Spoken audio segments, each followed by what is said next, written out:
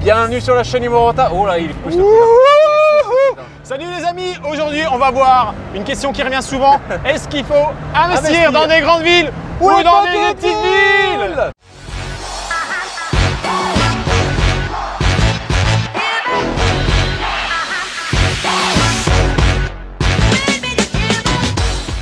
Alors, faut-il investir dans les petites, dans les grandes villes? Avant ça, si tu t'es pas abonné à la chaîne, on t'invite à t'y abonner. Oh non, pas encore, mais j'y suis déjà abonné à la chaîne. Ah, t'es pas d'accord? Bon, bah c'est pas grave, alors t'abonnes pas et puis c'est tout.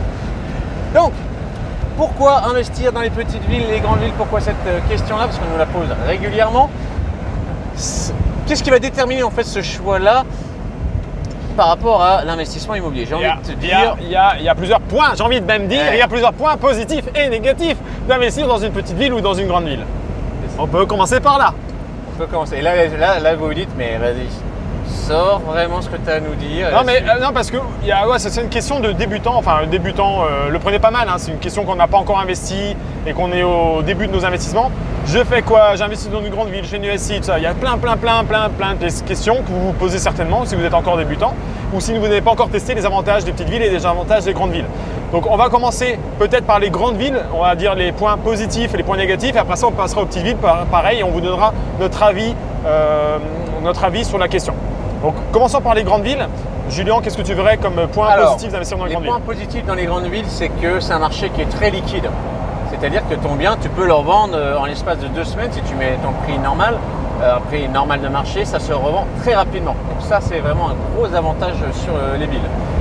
Un autre avantage aussi, c'est que il y a moins de risques à investir dans une grande ville dans le sens où le prix du mètre carré, normalement, est censé progresser. Voilà, donc investissement plutôt patrimonial, c'est-à-dire que la valeur du bien va plutôt, on peut l'espérer en tout cas, s'apprécier, monter. On prend le bon exemple de Paris, en général c'est une ville qui monte en France, c'est Paris qui sert de témoin, c'est la première ville où les hausses, ou les baisses d'ailleurs, se font ressentir, mais c'est plutôt haussier sur du long terme. Donc voilà, un autre point que je verrais, le troisième avantage des grandes villes, c'est la demande locative. Plus la ville va être grande, alors bien sûr, là on vous fait une vidéo de 10 minutes, on ne peut pas rentrer tout détailler, tous les détails et tout ce qu'il faut, exactement les critères qu'il faut regarder, c'est dans la formation du Cercle des Immorentiers. Et on n'est pas là pour parler de ça, mais pour vous donner vraiment les grandes lignes, de manière générale, dans une grande ville, il va y avoir plus de monde qui habite, donc plus de demandes locatives. C'est pas aussi simple que ça en vrai et dans le détail, mais de manière générale, on peut quand même résumer comme ça. Donc les avantages des grandes villes, c'est investissement qui va peut-être plutôt s'apprécier, un investissement liquide, si vous avez besoin de le revendre, ça sera plus facile à s'en débarrasser entre guillemets. Et troisième point, plus de demandes locatives. Voilà pour les avantages des grandes villes. Inconvénients des grandes villes, Julien? Pour moi, c'est la rentabilité. Du coup, la rentabilité prend un coup puisque le prix du marché du bien n'est pas corrélé avec le prix de la location du bien. Donc c'est ça qui est problématique. Là, Paris, ça s'apprécie tout le temps et effectivement, le prix du mètre au mètre carré, donc chaque année évolue et favorablement. Par contre, les loyers ils restent quasiment stables. Et donc en fait la rentabilité elle n'est pas bonne et voire même au fur et à mesure du temps elle est dégressive. Donc ça c'est un petit peu embêtant là-dessus. Tu atteins à Paris du 4,5-5%, tu es heureux. Et on se fait doubler par les camions parce que je roule à 110 sinon on aura trop de vent. Ouais, mais là on se traîne un petit peu. Hein. C'est ça. Donc voilà, ça c'est déjà la faible rentabilité. Moi ça m'embête. En fait c'est ce qui m'embête le plus.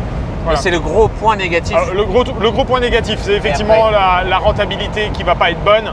Et ça va être également un marché tendu, donc pas spécialement en position de force pour négocier un bien immobilier. Voilà. Et puis le développement de projets urbains qui peuvent par exemple vous apporter une nuisance. On aura peut-être plus ça dans les grandes villes que dans les petites villes. Voilà.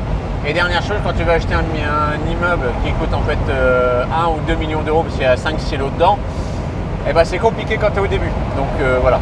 Voilà, ça c'est un peu le topo, avantages, inconvénients, grandes villes. Maintenant, les petites villes. Les petites villes, avantages des petites villes, genre… Alors, avantage des petites villes, ça va être un petit peu l'opposé de certains critères de la grande ville. En tout cas, les plus petites villes, de manière générale, on a une meilleure rentabilité. Ouais. Ça, je pense que si vous avez déjà commencé à creuser un petit peu, vous êtes déjà rendu compte de ce phénomène. Donc, meilleure rentabilité, plutôt en position de force pour pouvoir négocier. Quoi d'autre sur les avantages des petites villes? T'en verras un autre? La renta sera plus élevée forcément. Voilà. Donc voilà les gros avantages, mais qui ne sont pas des moindres. Alors bien sûr, il faut prendre ça avec des pincettes. On verra ça dans la conclusion. Mais c'est les grands avantages des petites villes. Inconvénient des petites villes, c'est que, bah oui, puis l'avantage des petites villes, c'est que l'immobilier ne va pas être cher au prix d'achat du mètre carré. Vous allez avoir des biens des fois à 500 € du mètre carré au prix d'achat. Donc ce qui peut, dans certains cas, être des investissements intéressants. Et puis, dans les inconvénients des petites villes, eh bien, c'est que vous allez avoir des biens qui vont être peut-être difficiles à revendre, puisque moins demandés. Et du coup, le jour où vous avez besoin de liquidité rapidement, ça risque de poser problème.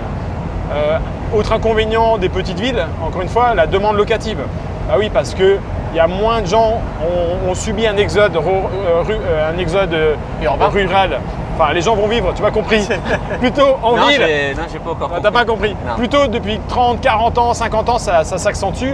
Les gens veulent plutôt vivre en ville. Alors, est-ce que le phénomène va changer suite au Covid-19 et les gens vont essayer de reprendre peut-être un peu leur distanciation?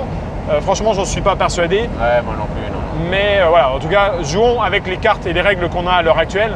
Les gens, à l'heure actuelle, ont plutôt envie de vivre en ville. Et on a des populations qui peuvent descendre dans les campagnes. Donc ça, c'est à prendre avec des pincettes. Si on devait conclure, eh bien, je vous dirais que petite ville, grande ville, ça dépend de votre stratégie principale, ça dépend de votre épargne, ça dépend de votre moyen de revenu et ça dépend aussi de votre appétence au risque. Il faut savoir que dans l'immobilier, comme n'importe quel investissement, que ce soit bourse, private equity, peu importe l'investissement, plus vous allez prendre des risques, plus vous allez avoir des hautes rémunérations et une bonne rentabilité. Donc ça dépend de tous ces critères-là. Si vous n'avez aucune économie, il faut peut-être jouer la sécurité ou en tout cas trouver le bon mix entre haute rentabilité et investissement patrimonial dans l'investissement immobilier. Donc ça, c'est un peu du cas par cas, je dirais, mais si on faisait vraiment un petit peu résumé, si vous cherchez la rentabilité, allez plutôt sur des secteurs qui ne sont pas surpeuplés, où vous allez pouvoir avoir des grosses rentabilités. Et si vous cherchez à placer votre argent, à être cool et que vous êtes déjà multimillionnaire ou vous avez déjà vraiment des revenus très conséquents et que vous cherchez à placer votre argent, peut-être plutôt partir sur des investissements dans les grandes villes où là, vous aurez certes des hauts, moins taux de rendement, mais vous aurez peut-être moins d'emmerdes également. Voilà. Si vous voulez aller plus loin et que vous voulez faire un point sur votre situation, parce qu'il n'y a pas de réponse toute faite, ta situation doit être différente de celle de Pierre qui habite à Lyon et de celle de Marie qui habite à Lille, parce que vous gagnez pas le même, vous n'avez pas les mêmes revenus, vous n'avez pas le même niveau d'épargne, vous n'avez pas les mêmes objectifs de vie, vous n'avez pas le même âge, vous n'avez peut-être pas les mêmes objectifs de succession. Donc tout ça, c'est vraiment spécifique. Et pas les mêmes objectifs aussi en termes de rémunération. Vous voulez peut-être remplacer votre salaire. Peut-être que tu gagnes 1005, peut-être que Pierre gagne 10 000. Donc ça, il faut vraiment mettre une stratégie adaptée à chacun pour faire le point. Si vous voulez prendre un rendez-vous téléphonique avec nous, comme d'habitude, on vous met le lien, les amis, en dessous, sous la vidéo. Vous arrivez sur le lien, comment ça se passe, vous répondez à 2-3 questions pour déjà voir où vous en êtes. Vous cliquez, vous allez tomber sur un agenda où vous prenez rendez-vous avec notre équipe. Donc ça sera alors peut-être un ou deux, peut-être d'autres personnes de notre équipe, d'accord. Et c'est le but de faire un bilan sur ta situation, d'accord. Genre tu sors sur cette sortie-là. Yes. Et si vous avez aussi kiffé donc, cette vidéo, mettez-nous des pouces bleus, ça nous fait toujours plaisir. On se retrouve dans d'autres vidéos, toujours à vous faire un maximum de contenu gratuit sur YouTube pour bien que vous puissiez vraiment avancer dans le monde de l'immobilier. Allez, on vous souhaite une excellente journée. Ciao, ciao. Ciao.